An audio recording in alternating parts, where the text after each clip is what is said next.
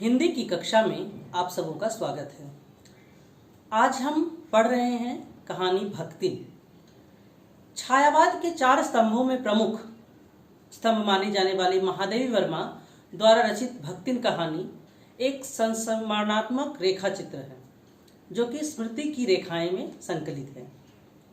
इस पूरी कहानी में महादेवी जी ने भक्तिन के जीवन को आधार बनाकर उसके पूरे जीवन वृत्त का वर्णन किया है।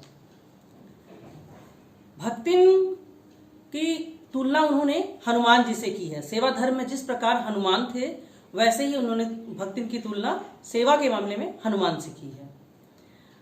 भक्तिन के बारे में भी बताती हैं कि वह एक छोटे कद की महिला है और उसकी वेशभूषा के बारे में उनका कहना है कि खुटी हुई चांद, पतले होठ और गले में कंठे की माला धारण की हुई भक्ति उनके घर प्रवेश करती है। जब भक्तिन से उन्होंने उनका नाम पूछा तो उन्होंने बताया कि लक्ष्मी अर्थात लक्ष्मी, जो कि उनके माता पिता ने रखा था। लेकिन साथ ही उन्होंने यह अनुरोध किया कि उसे लक्ष्मी नाम से न बुलाया जाए, क्योंकि उसके जीवन में लक्ष्मी का अभाव था। लक्ष्मी का अर्थ होता है सुख, संपत्ति, धन, ऐश्वर्य, जो कि लक्ष्मी के जीवन से कोसों दूर था। उसका नाम उसके जीवन से विरोधाभास था, जिस वजह से उसने महादेवी जी से अनुरोध किया कि उसे लक्ष्मी नाम से न बुलाया जाए। और तभी महादेवी जी ने उसके गले में कंठी माला देखकर उसका नाम भक्तिन रखा और तब से उसका वही नाम हुआ। तो लक्ष्मी के बारे में जो महादेवी बताती हैं, तो उसके पूरे जीवन को महादेवी जी ने 4 परिच्छेदों में बांटा है, 4 भागों में बांटा है। उसके जीवन का पहला भाग है उसके विवाह का। लक्ष्मी इलाहाबाद के झूसी गांव के एक प्रसिद्ध व्यक्ति की इकलौती पुत्री थी। बचपन में ही माता का देहांत हो गया और विमाता ने उनका पोषण किया। विमाता ने और पिता ने 5 वर्ष की आयु में उनका विवाह करा दिया और विमाता ने 9वें वर्ष की आयु में ही उनका गौना करा दिया। 9वें वर्ष की आयु में ही भक्तिन ससुराल चली गई। भक्तिन के पिता को एक असाध्य रोग हो जाता है, लेकिन इसका समाचार उसकी विमाता ने उसे नहीं दिया और पिता की मृत्यु के उपरांत उन्होंने यह खबर उसके ससुराल भेजी। वहां भी सास ने रोने धोने के अपशगुन से बचने के लिए उसे बस यह कहलवा दिया कि जाओ, बहुत दिनों से मायके नहीं गई हो, घूम आओ। भक्तिन मायके जाने की बात सोचकर बड़े खुश होकर तैयार होकर मायके जाती है, लेकिन उस बेचारे को यह नहीं मालूम होता है कि वहां पे पिता की मृत्यु हो चुकी है और वह इस शोक में जा रही है। गांव पहुंचने पर वहां का दृश्य ही कुछ और था। भक्तिन पिता की मृत्यु देखती है तो उसे लगता है कि यदि यह समाचार मुझे पहले दिया होता तो मैं आकर अपने पिता से मिल सकती थी, लेकिन माता ने ऐसा समाचार नहीं दिया, जिससे वह बहुत आहत होती है, क्रोधित होती है और उसी समय वह उल्टे पांव अपने ससुराल वापस लौट जाती है। सास पर भी बहुत क्रोधित होती है और खरी खोटी सुनाती है एवं पति पर अपने गहने फेंक फेंक कर अपना दुख व्यक्त करती है। इसके बाद लक्ष्मी के जीवन का दूसरा अध्याय, दूसरा भाग शुरू होता है, जबकि वह एक के बाद एक 3 कन्याओं को जन्म देती है। लक्ष्मी के जेठानियों के पुत्र थे और लक्ष्मी के पुत्री, जिससे जेठानियों का मान घर में आदर बहुत अधिक था और लक्ष्मी और उसकी बेटियां दिन भर काम करती थी। खाने में भी उनके बेटों को दूध, दही, मलाई इत्यादि दिया जाता था, वहीं लक्ष्मी की बेटी को साधारण ज्वार, बाजरा ये सब खाकर संतोष करना पड़ता था और दिन भर वे काम भी करती थी। बेटे भले काले कलूटे थे, लेकिन उस समय का जो समाज था कि बेटों का बहुत अधिक महत्व था, तो इस प्रकार लक्ष्मी के साथ दुर्व्यवहार होता था, असमान व्यवहार होता था, जिसको कि वह सहन करती थी। पति ये सब कुछ जानते थे, फिर भी वे कुछ न कहते। पति का स्वभाव लक्ष्मी के प्रति बहुत अच्छा था। कुछ दिनों के बाद लक्ष्मी ने बड़ी बेटी का विवाह किया, बड़ी धूमधाम से किया और सब कुछ ठीक चल रहा था। इसी बीच लक्ष्मी की 29 वर्ष की आयु में पति का देहांत हो जाता है।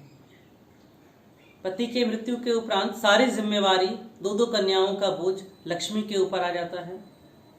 और इसके बाद वह अपनी बड़ी बेटी को अपने पास रखती है, दामाद को घर जमाई बनाकर साथ रखती है, और यहीं से उसके जीवन का तीसरा अध्याय शुरू होता है। इसके बाद लक्ष्मी, बेटियां, दामाद सब मिलकर गृहस्थी संभालते हैं, ढोर, पशु, खेत सब मिलकर संभालते हैं। धीरे धीरे समय व्यतीत होता है और यहाँ भी दुर्भाग्य ने उसका पीछा नहीं छोड़ा। ऐसी विडंबना हुई कि बड़ी बेटी विधवा हो गई। बड़ी बेटी के विधवा होने के उपरांत उसके जेठ के बेटों ने चाहा कि सारी धन संपत्ति पे अधिकार कर लिया जाए। इसलिए उन्होंने यह प्रयास किया, कोशिश की कि बड़ी बेटी का विवाह करा दिया जाए एक ऐसे युवक से जो कि उनके इशारों पर नाचे। जिठौत ने अपने साले के साथ, जो कि एक तीतरबाज युवक था, जो कुछ नहीं करता, निकम्मा था, दिन भर तीतर लड़ाया करता था, ऐसे युवक के साथ लक्ष्मी की बड़ी बेटी का विवाह करना चाहा, परंतु माँ बेटी ने विवाह से बिल्कुल इनकार कर दिया। और एक दिन जब लक्ष्मी घर पे नहीं थी तो उस तीतरबाज युवक ने की ऐसी साजिश थी कि वह युवक उस लड़की के कमरे में घुस गया और उसने दरवाज़ा बंद कर लिया। कुछ देर बाद जब दरवाज़ा खुला तो लक्ष्मी की बेटी ने इसका बिल्कुल विरोध किया। उसने उस युवक के चेहरे को पूरी तरह से नोच लिया, जिससे रक्त का प्रवाह हो रहा था। पंचायत ने देखा, गांव के लोगों ने देखा, और उस युवक के चेहरे से बहता हुआ रक्त इस बात की गवाही दे रहा था कि यह उसकी मनमानी है, लड़की निर्दोष है। फिर भी उस समय की पंचायत ने यह फैसला किया कि यदि दोनों एक कमरे में हैं तो दोनों पति पत्नी के रूप में रहेंगे। तो पंचायत की तरफ से यह फैसला जबरदस्ती लक्ष्मी और उसकी बेटी पर थोपा गया। दोनों खून का घूंट पीकर रह गई। इसके बाद वह तीतरबाज युवक कुछ न करता, दिन भर तीतर लड़ाया करता था, और जो बहुत ही मेहनत से अर्जित की हुई संपत्ति थी, जो खेती बाड़ी, बाग बगीचे, जो बहुत मेहनत से उन्होंने बनाया था, धीरे धीरे सब कुछ जाता रहा। बात यहाँ तक पहुँच गई कि एक बार लगान न चुका पाने के कारण लक्ष्मी को जमींदार ने दिन भर कड़ी धूप में रखा। इस अपमान को लक्ष्मी सहन न कर सकी और उसने मन ही मन फैसला किया कि मैं शहर जाऊंगी, नौकरी करूंगी और पैसे कमाऊंगी। और इसके बाद उसके जीवन का चौथा परिच्छेद शुरू होता है। वह शहर आती है, महादेवी जी के घर में आती है, और वहां से उसके जीवन का नया अध्याय शुरू होता है। महादेवी जी के घर उसकी दिनचर्या इस प्रकार प्रारंभ होती है। वह प्रातः काल उठती, धुले हुए धोती को जल के छींटों से पवित्र करती, और उसके बाद स्नान करके सूर्य को, पीपल को जल देती। चौके में जाती तो अपनी एक रेखा खींच देती कि इस चौके में किसी का भी प्रवेश वर्जित है, यानी वो पवित्रता का बहुत ध्यान रखती थी। इसके बाद वो महादेवी जी के लिए खाना बनाती। प्रथम दिन जब महादेवी जी यूनिवर्सिटी जा रही थी तो उसने 4 मोटी काली चित्तेदार रोटियां उनके सामने परोस दी और दाल। महादेवी जी किसी तरह खाकर यूनिवर्सिटी गई। धीरे धीरे महादेवी जी को भक्तिन के खाने की आदत हो गई, देहाती खाने की आदत हो गई।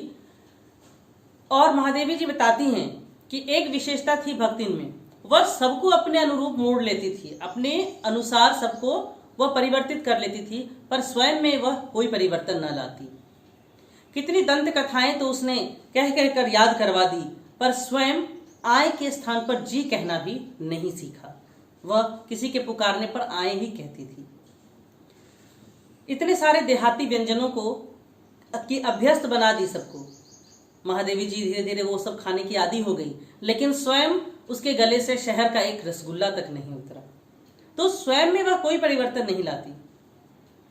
घर के नौकर चाकरों के बीच भी वह विशेष महत्व रखती थी।